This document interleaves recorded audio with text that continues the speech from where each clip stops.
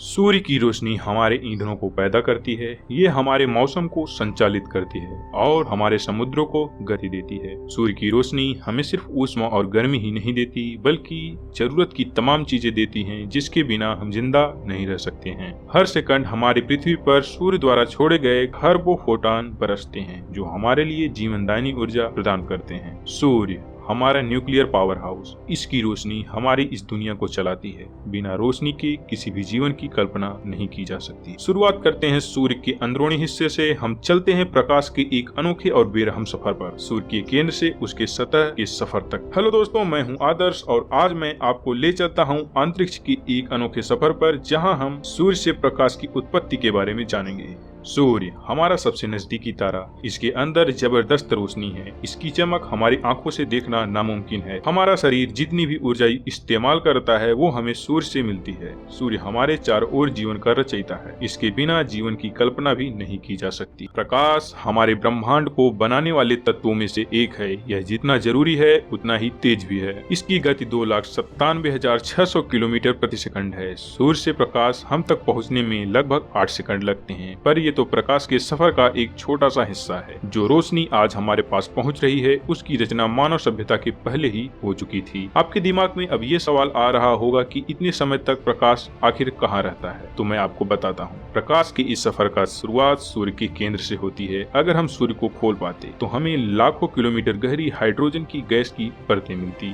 और वहाँ पर प्रकाश का जन्म होता है। जहाँ पर प्रकाश का जन्म होता है, सूर्य के उस हिस्से को कोर कहा जाता है, जहाँ पर ब्रह्मांड की प्रचंड प्रक्रियाओं में से एक जन्म लेती है, जिसे न्यूक्लियर फ्यूजन कहते हैं। यह सुनने में आसान लगता है, पर ऐसा है नहीं। 2 फोटॉन का चार्ज एक सा ही होता है। ये दोनों पॉजिटिव होते हैं और एक दूसरे को ढकेलते हैं। इन्हें आपस में मिलने के लिए बहुत ही अधिक एनर्जी की आवश्यकता होती है ताकि वो फ्यूज कर सकें, और ये बहुत ही कठिन होता है। इन्हें फ्यूज करने के लिए जबरदस्त गर्मी और दबाव की जरूरत होती है और इसे पैदा करती है अदृश्य ग्रेविटी। सूर्य में पूरे सोलर सिस्टम का 99.8% मैटर मौजूद होता है। इसी मास के कारण सूर्य जबरदस्त ग्रेविटेशनल फोर्स से एकजुट बना रहता है। इस न्यूक्लियर कॉम्पैक्टर में 10 करोड़ क्वाड्रिलियन बार हाइड्रोजन एटम एक दूसरे से टकराते हैं और इसमें से कुछ टक्कर इतनी जोरदार होती है कि एटम आपस में जुड़ जाते हैं। इस तरह हर सेकंड सूर्य के अंदर 50 लाख टन एटम ऊर्जा में परिवर्तित हो जाते हैं और ये ऊर्जा होती है प्रकाश का एक पैकेट, जिसे फोटॉन कहते हैं। ये बहुत ही छोटा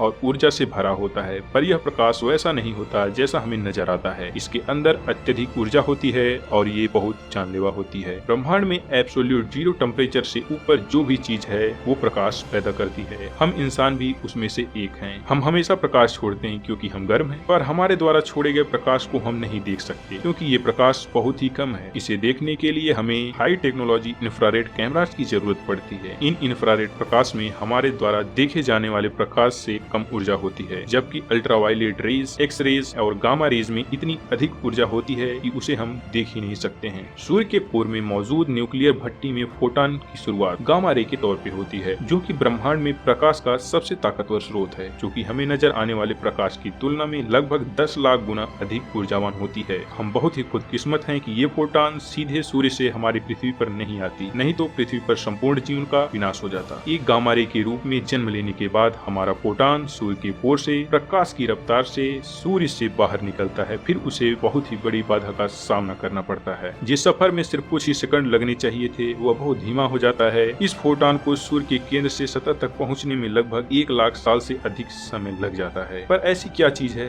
जो इतनी तीव्र गति से चलने वाली चीज को भी इतनी धीमी कर देती है? यह इतनी सघन और इतनी गर्म है कि यह फोटॉन की गति को धीमा ही नहीं करती बल्कि उसका रूप भी बदल देती है। हमारा नवजात फोटॉन प्रकाश की गति से सूर्य के कोर से बाहर निकलता है, पर उसकी टक्कर हाइड्रोजन एटम से बनी बादलों से होती है और फोटॉन का ये सफर 6,40,000 किलोमीटर से भी लंबा हो जाता है। सूर्य के कोर के आसपास रेडिएशन जोन होता है। ये हाइड्रोजन एटम से बना होता है। ऊपर मौजूद मटेरियल का वजन इतना ज्यादा होता है कि ये रेडिएशन जोन को तब तक कंप्रेस करता है जब तक कि ये लेड से ज्यादा सघन घन नहीं हो जाता और तब इसमें से गुजरना लगभग नामुमकिन हो जाता है। रेडिएशन जोन में मौजूद गैसों का तापमान लगभग 69,44,500 डिग्री सेल्सियस से भी ज्यादा होता है। रेडिएशन जोन में मौजूद गैस का रूप बदलता है और ये प्लाज्मा बन जाती है। ये किसी भी पदार्थ की चौथी अवस्था होती है। सामान्य पदार्थ में इलेक्ट्रॉन अपनी अपनी कक्षा में चक्कर लगाते हैं, परंतु प्लाज्मा में इलेक्ट्रॉन अलग अलग हो जाते हैं। आमतौर पर पृथ्वी पर मैटर की 3 अवस्था पाई जाती है, ठोस, द्रव और गैस। हमारे ब्रह्मांड में ज्यादातर मैटर प्लाज्मा के रूप में ही होता है। ब्रह्मांड की तुलना में हमारे पृथ्वी पर इतना ज्यादा उथल पुथल नहीं होता कि ये प्लाज्मा बन सके। पर यदि हम अपनी पृथ्वी पर प्लाज्मा का उदाहरण देखने के लिए सबसे अच्छी जगह चुने तो वो होती है आसमानी बिजली का अंदरूनी हिस्सा। आसमान में कड़कती बिजली का तापमान लगभग 29,430 डिग्री सेल्सियस तक हो सकता है। यह तापमान इतना अधिक है कि थोड़ी देर के लिए इलेक्ट्रॉन अपनी कक्षा से अलग हो जाते हैं और पुनः ही अपनी अवस्था में वापस आ जाते हैं। प्लाज्मा रेडिएशन को बाहर नहीं जाने देता। अगर कोई न्यूट्रल एटम हो तो प्रकाश उसके पास से आसानी के साथ गुजर जाता है, पर अगर चार्जेस अलग अलग कर दें और हर तरफ पॉजिटिव और निगेटिव हो तो प्रकाश वहां से नहीं गुजर सकता। हर फोटोन जैसे ही रेडिएशन जोन में प्रवेश करता है वह चार्ज प्लाज्मा पार्टिकल से टकरा जाता है और सेकंड की एक पल के लिए ये फोटोन को जस करता है और फिर उगल देता है। फिर फोटोन किसी और कण से जा टकराता है। ये प्रक्रिया बिल्कुल बास्केटबॉल खेल की तरह होती है। यदि हम इसके कोर्ट को रेडिएशन जोन, खिलाड़ियों को प्लाज्मा में मौजूद कण और बॉल को फोटोन कहें तो ये बास्केटबॉल एक खिलाड़ी से दूसरे खिलाड़ी तक पहुंचती रहती है बिना किसी खास पैटर्न के, पर ये समय के साथ साथ